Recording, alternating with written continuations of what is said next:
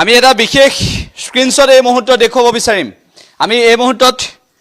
এই বিশেষ স্ক্ৰিনশ্বটটো আপোনালোকক দেখুৱাব বিচাৰিছোঁ আমি এটা বিশেষ স্ক্ৰিনশ্বট দেখুৱাইছোঁ কাৰ স্ক্ৰিনশ্বট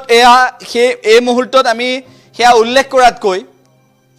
কোনে জুবিন গাৰ্গৰ নামত ইমান সম্পত্তি গঢ়িলে সেই সন্দৰ্ভত প্ৰশ্ন হৈছে শেখৰ দাস জেটজি বুলি আছে কিন্তু লক্ষণীয় বিষয় এইটোৱে যে এটা দাদা নাই যেহেতু তাক দৰকাৰ নাই কাৰ কথা কৈছে এয়া মেনেজাৰ সিদ্ধাৰ্থ শৰ্মাৰ কথা কৈছে 3 কোটি টকাৰ বটলিং কোম্পানী 15 কোটি টকীয়া হোটেল দাদাৰো নহল জীৱনত গাড়ীও ধাৰটো লগাই থৈ গল এনেদৰে লিখিছে স্ক্ৰিনশ্বটত সি যি কৰিবলৈ আছিল চব কৰি ললে 80 লাখৰ লোন আছিল হেতুকে আজি 1 ইয়াৰ ধৰি জয়ন্তদা মই পাতি আছিলো হোটেল কোড খুলিলে এনেদৰে লিখিছে ৰয়েল ইউনিভাৰ্চিটিৰ কাষত এনেদৰে এই স্ক্ৰিনশ্বটটো ভাইৰেল হৈছে অকল এয়াই নহয় আৰু বহু আছে আমি কিয়ও দেখুৱাম কিন্তু ডাঙৰ বিষয় হৈছে এয়া স্ক্ৰিনশ্বটটো কাৰ এই স্ক্ৰিনশ্বটটো কাৰ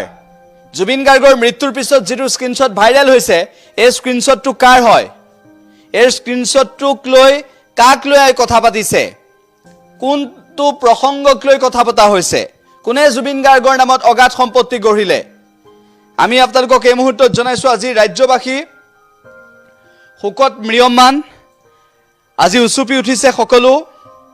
আৰু তেনেকুৱা এটা প্ৰেক্ষাপটত আজিৰ দিনটোত অত্যন্ত দুখৰ বিষয় এইটোৱে যে তেনেকুৱা প্ৰেক্ষাপটত আজিৰ দিনটোত